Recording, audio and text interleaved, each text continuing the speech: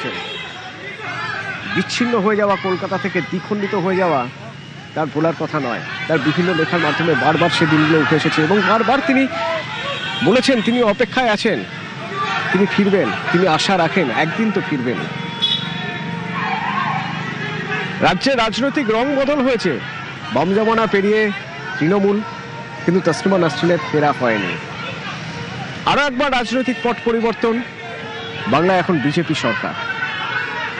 মাঝে কেটে গেছে অনেকগুলো দিন, 18 বছর 8 মাস অপেক্ষায় ছিলেন। অবশেষে ফিরলেন তসলিমা নাসরিন। সুদীপ্ত, কিছুক্ষণ আগেই তোমার সঙ্গে কথা হচ্ছিল, তার বন্ধুরা অপেক্ষায় ছিলেন তসলিমা নাসরিন ফিরছেন, শহর কলকাতা অপেক্ষায় আছেন, তসলিমা নাসরিন ফিরলেন। তসলিমা নাসরিন তিনি কিন্তু দাঁড়িয়ে রয়েছেন, তিনি একদম একটু আগেই বেরোলেন একদম এয়ারপোর্টে এক্সিট গেট থেকে, এবং তারপর তার বন্ধুরা যারা এখানে এসেছিলেন তাকে উত্তরীয় দিয়ে তাকে স্বাগত জানানো হলো।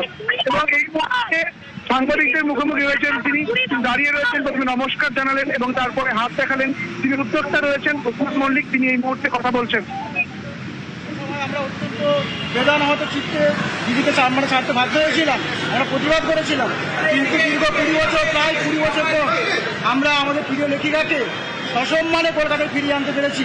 সুতরাং আজকের দিনটা খুবই আনন্দের দিন। আমরা এই মুক্ত পশ্চিমবঙ্গে অর্থাৎ আমরা যে একটা মুক্ত চিন্তা আবহাওয়া পেয়েছি, মাননীয় মুখ্যমন্ত্রীকে ধন্যবাদ, তিনি আমাদের স্পেসটা দিয়েছেন যে আমরা লেখিকাকে আনতে পেরেছি, তিনি সিকিউরিটি ব্যবস্থা করেছেন এবং নানান সাহায্য করেছেন। এবারে আমরা এখানে পাবলিকে অ্যাপিয়ার করলাম, আপনাদের যা কিছু করার এবারে আমাদের প্রিয় লেখিকা দিন। আচ্ছা, কথাটা শোনা যাচ্ছে না, সবাইকে নমস্কার।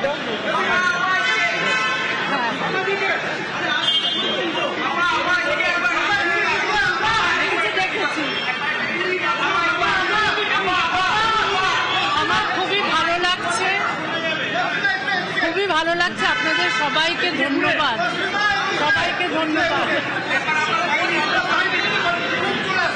হ্যাঁ, এখানে হবে না,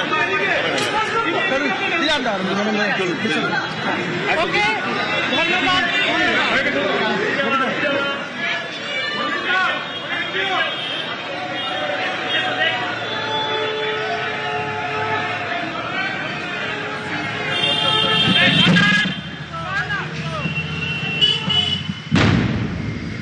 কলকাতায় পা রাখলেন তসলিমা নাসরিন।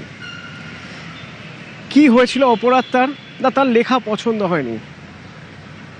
যাদের পছন্দ হয়নি তারা রাস্তায় নেমে পড়লেন, তারা পরিস্থিতি এমন একটা জায়গায় তুলে নিয়ে গেলেন, এমন একটা পরিস্থিতি তৈরি হয়ে গেল তখনকার সরকার, অথচ সেই সরকার সংস্কৃতি মনস্ক সরকার বলে পরিচিত। সে সময় সংস্কৃতি ওনাদের শহর কলকাতা, সেই সরকার সে সময় একরকম চুপ, রাতারাতি শহর কলকাতা ছেড়ে চলে গিয়েছিলেন তসলিমা নাসরিন, যেতে বাধ্য হয়েছিলেন।